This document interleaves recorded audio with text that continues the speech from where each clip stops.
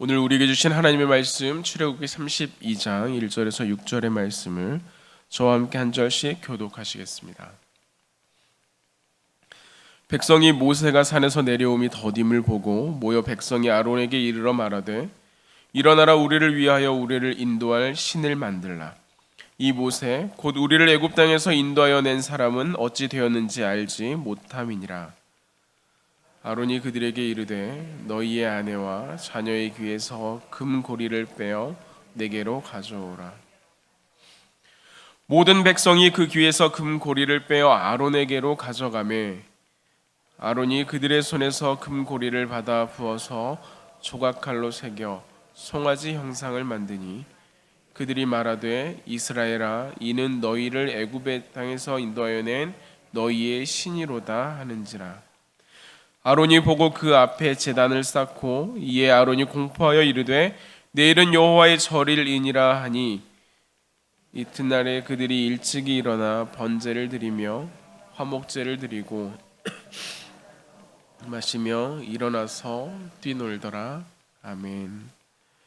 그리스도인의 가장 큰 능력이 무엇일까라고 생각해 보면 어떤 것을 살펴보아도 가장 최고는 하나님께 나아가서 엎드리는 그 엎드림에 있다라고 할 수 있습니다. 하나님께 엎드리는 자에게, 하나님께 나아가는 자에게 하나님께서는 분명히 하나님의 응답을 허락하시기 때문입니다. 그런 의미에서 하나님께 나아가 우리가 하나님의 뜻을 구하는 이 시간이 우리에게 주시는 하나님의 응답의 시간이 되고 또한 하나님의 은혜의 시간 되기를 주님의 이름으로 기원합니다. 사람이라고 하는 그 사람을 특정하는 여러 가지 설명들이 있지요. 그 중에서 가장 유명하고 우리에게 익숙한 한 단어는 사회적 동물이다라고 하는 것입니다. 사람이라고 하는 그 존재는 어떤 대상과 관계를 맺고 살아가야 한다라고 하는 것이에요.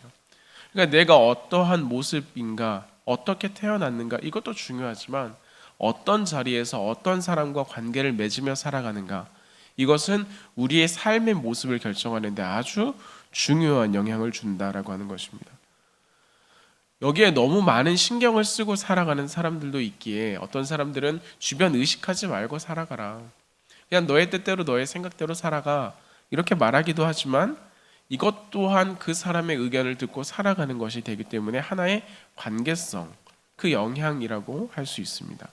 즉 사람은 긍정적이든 혹은 부정적이든 사람과의 관계 속에서 자신의 존재를 찾고 공동체 속에서 자신의 생각을 만들어 간다라고 할 수 있습니다. 그러다 보니까 사람에게 가장 힘든 것 중 하나가 이 외로움이라고 하는 것입니다. 단 한 사람이라도 나를 온전하게 신뢰해 주는 사람이 있다면 그 누구보다 강한 존재가 이 사람이라고 할 수 있는데, 군중 속에 고독이라고 하는 말이 있는 것처럼 수많은 사람들이 있지만 나와 마음을 소통할 수 있는 사람, 내 마음을 알아주는 사람이 한 명도 없다면 그곳에는 금세 외로움의 자리가 되는 것입니다. 아무리 좋은 사람들이 많고 아무리 그곳 가운데서 많은 좋은 일들이 일어나고 있다고 해도 내가 그 안에서 어떠한 연관과 어떠한 소통을 이루어내지 못할 때 말입니다. 이 외로움이 얼마나 지독한 것인지 범죄자들만 가득한 그 감옥에서도 그들은 차라리 흉악한 범죄자들과 같이 살아가지 독방에 들어가는 것은 꺼린다고 합니다. 차라리 내가 이 사람들과 같이 있겠다라고 하는 것, 징벌방이라고 이름을 하죠. 코로나 이후로 우리가 힘들어하는 이유도 이것과 일면 연결되는 부분이 있다라고 생각이 되는데요.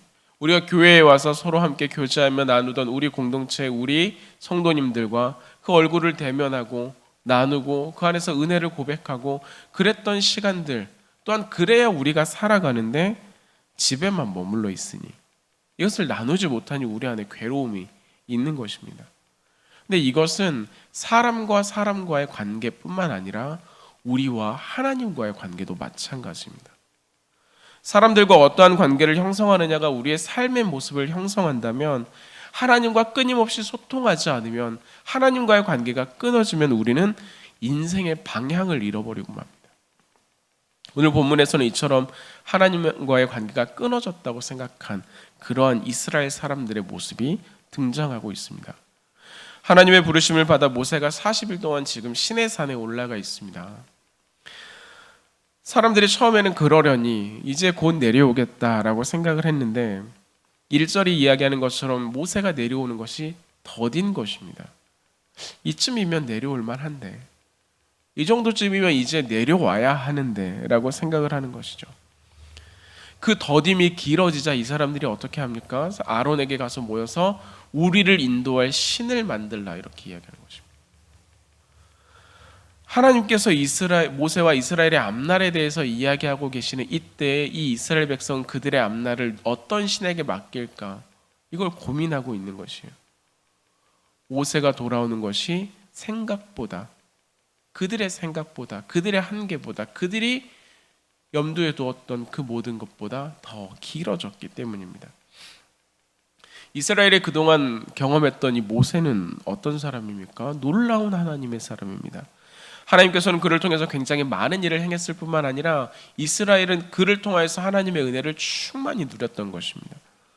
하나님께서 이끌어 가시는 것, 하나님께서 행하시는 것, 이 모든 것들을 이 모세를 통하여서 이스라엘 백성이 경험하다 보니 모세는 살아계신 하나님, 그 하나님이 우리와 함께 하신다라고 하는 것의 증인이 되었습니다. 하나의 상징이 되었다라고 하는 것이에요. 그런데 그 모세가 내려오지 않습니다. 보이지 않는 것입니다. 무려 40일 동안, 단순히 생각하게 되면 사람들이 40일을 산에서 내려오지 않는다면, 더구나 오늘 같은 날씨라고 한다면 이 새벽에 산에서 40일을 버틴다, 아무것도 먹지 않고 지낸다, 사람들의 생각에 이 모세는 어쩌면 죽었을 수 있는 것입니다. 그러니 뭐라고 말합니까? 내려옴이 더디다 라고 표현하는 것입니다. 사람들이 그렇게 마음에 여기니 아론에게 가서 그렇게 이야기하는 것이죠. 그런데 이것은 이스라엘 백성에게 단지 모세의 죽음, 여기에 그치는 것이 아니라는 것입니다. 그를 지켜가시는 하나님의 부재, 우리와 함께 하시는 하나님의 부재, 이제 하나님이 우리와 함께 하지 않는다라고 여기는 것입니다. 모세를 통해 일하셨던 그 하나님이 이제는 우리와 같이 계시지 않으니 우리는 우리의 신을 찾아야 된다라는 것이에요. 이 위기, 하나님과의 관계가 끊어졌다라고 말했을 때 나타난 첫 번째 반응이 그것입니다. 그들은 자신이 가지고 있는 가장 귀한 귀금속을 가지고 와서 우리를 인도할 신을 만들라라고 말하는 것이에요. 보이지 않는 하나님이 아니라 내가 눈으로 볼 수 있는 그 신을 만들어라라고 하는 거예요. 내가 다 알지 못하는 그 하나님이 아니라 이들이 애굽 가운데서 나일강 그 삼각주를 다스렸던 그 애굽의 신 아피스라고 하는 그 신의 형상이 황소의 모습이거든요.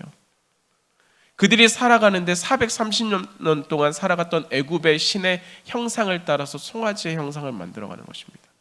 그들이 알아왔던 삶의 모습으로. 그리고 이 송아지 우상이 자신들을 애굽에서 이끌어낸 신이라고 말하는 것입니다. 그리고 모두가 둘러앉아 거기에서 절기를 선포하고 번제를 드리고 화목제를 드리며 음식을 나누어 먹었습니다. 성경 가운데서 이 언약을 맺어가는 과정의 마지막 절차가 이 음식을 나누는 것이라 제가 말씀을 드린 적이 있는데요. 그렇게 보면 지금 이스라엘 백성들은 번제와 화목제를 드리고 음식을 나누어 먹는 것을 통해 이 우상과 이스라엘 백성 간의 언약을 맺고 있는 것입니다. 이 우상을 그들의 마음 가운데 품어가는 것입니다. 애굽에서 건지시는 분은 우리 하나님이시지만 이들은 이 송아지 우상에게 그 영광을 돌리고 있습니다. 불기둥과 구름기둥으로 지금도 그들을 지키고 계시는 분이 우리 하나님 여호와이시지만 이스라엘 백성은 이제 이 송아지 우상이 우리를 이끌어간다라고 선포하는 것입니다. 여기에는 아주 큰 그리고 근본적인 두 가지 문제가 있습니다. 첫 번째는 이 하나님에 대한 신뢰가 없는 것이죠. 지금까지 이스라엘을 이끌어 가셨던 하나님은 우리에게 존재하지 않는다라고 생각하는 것이에요. 그런데 이들이 간구하는 것은 무엇입니까? 광야에서 살아가는 지금 오늘도 이들은 하나님의 만나를 먹었다는 것입니다. 하나님께서 주시는 그 은혜가 이들의 삶을 이끌어가고 계심을 경험하고 있다는 것입니다. 그 광야 가운데 뜨겁게 내려지는 그 태양빛을 하나님의 구름기둥이 그들을 보호하고 계신다라고 하는 것입니다. 그 하나님께서 애굽에서 이들을 건져내셨고 홍해를 건너게 하셨습니다. 그 하나님께서 모세를 부르셨어요. 그 하나님께서 모세와 함께 계십니다. 당연히 모세는 연약하여서 40일을 버틸 힘이 없지요. 우리는 그렇게 버텨낼 힘이 없습니다. 그런데 그 자리에 하나님이 함께 계신다. 그 하나님이 모세를 붙들어 계시고 그 하나님이 모세를 이끌어가고 계신다는 사실을 잊어버리는 것입니다. 그러다 보니 더딤에 따라서 모세는 당연히 죽었을 것이다. 그러다 보니 하나님은 이 모세를 지키지 못하시는 분이라 제한하는 것입니다. 이 하나님의 손길은 여기에서 끝이다 라고 생각하는 거예요. 그러니 이제 우리도 하나님의 그 돌봄을 받을 수 없다라고 하나님에 대해서, 지금도 이들을 지켜가는 하나님에 대해서 신뢰하지 못하는 것입니다. 내가 느끼지 못하기 때문에, 내가 생각하는 것보다 조금 다르기 때문에. 이스라엘 백성의 두 번째 문제는 이것이 죄인지 깨닫지 못한다라는 데 있습니다. 우상을 만들어서 번제를 드리고 먹고 마시면서 절기를 선포하는 이 모든 행위는 굉장히 심각한 죄입니다.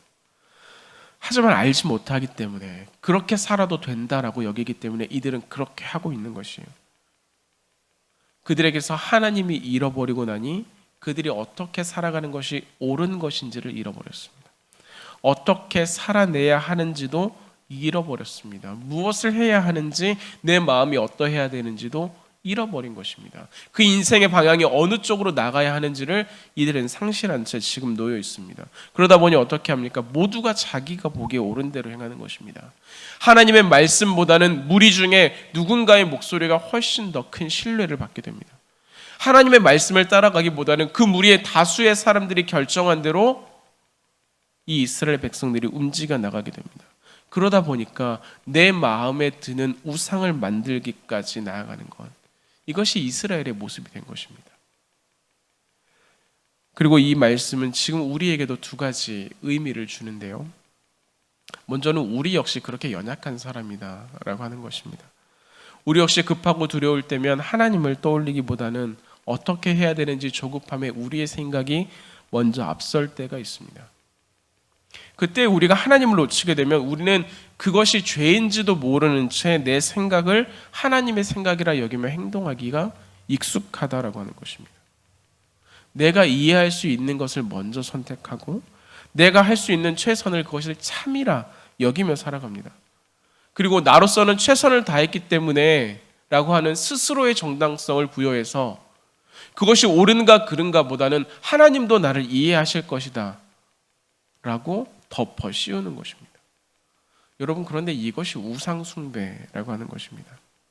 어느 형상을 만들어서 그것을 가지고 다니고 그것 앞에 머리를 숙이는 것이 아니라 하나님을 잃어버린 채 살아가는 것이 우상 숭배입니다.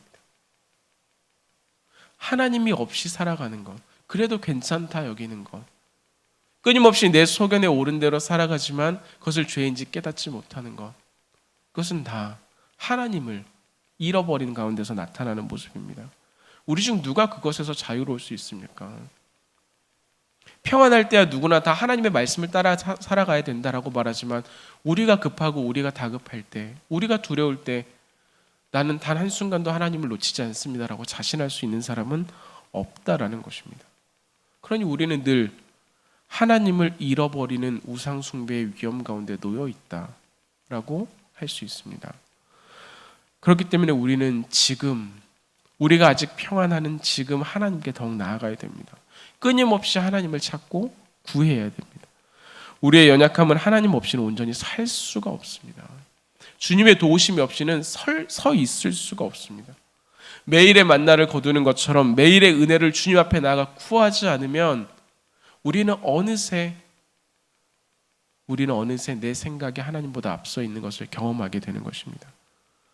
하지만 우리가 이러한 연약함에 실망하지 말 것은 우리의 이 연약함을 우리가 알기 때문에 나와 기도할 수 있는 것입니다. 내가 그렇게 될 것을 두려워하기 때문에 하나님의 은혜를 구하며 나갈 수 있는 것입니다. 내가 내 생각과 내 소견에 옳은 대로 행하지 않기 위해 하나님의 말씀을 읽어가는 것입니다. 즉 나의 이 연약함이 은혜의 방편이 될 수 있다라고 하는 것입니다. 모세는 연약하지만 그가 40일을 산 위에서 아무것도 먹지 않고 있을 수 있었던 것은 하나님께서 그를 돌보아 주셨기 때문에, 하나님께서 그를 붙들어 주셨기 때문에 가능한 것입니다. 마찬가지로 우리는 약하지만 하나님께서 붙들어 주시면 우리는 온전할 수 있습니다. 그러니 우리의 연약함은 그만큼 하나님께 나아가는 은혜의 계기가 되는 것이죠. 그런 의미에서 우리는 오늘 우리의 연약함을 주님 앞에 내려놓기 원합니다. 하나님, 저는 이러한 고민으로 인하여서, 하나님, 저는 이런 어려움으로 인하여서 저의 마음이 조급합니다. 하나님을 잃어버리고 살아갈까 두렵습니다. 하나님의 말씀이 나의 삶을 이끌어가야 하는데 저는 하나님의 말씀을 보는 것에 익숙하지 않습니다. 하나님의 말씀을 듣고 살아가기보다는 가까운 이들의 소리가 저의 마음, 저의 삶을 이끌어가는 것이 두렵습니다. 하나님, 저와 함께 해주십시오. 우리가 이 시간 하나님 앞에 나아가 엎드려 구하며 하나님의 도우심을 찾는 이 시간이 되었으면 합니다. 하나님께 나아가는 자, 하나님께서 분명히 붙들어 주시기 때문입니다. 오늘 이 아침이 그 하나님의 붙드심을 경험하는 시간이 되기를 바랍니다. 하나님의 은혜 가운데 나아가 예배하는 시간, 하나님의 역사가 우리 가운데 경험되기를 소망하는 시간. 그래서 오늘 우리 함께 예배드리는 모든 성도님들 가운데 하나님의 붙드심이 경험이 되고 하나님 주신 은혜가 오늘의 삶을 이끌어감을 함께 경험할 수 있는 귀하고 복된 날 되시기를 주님의 이름으로 기원합니다. 아멘.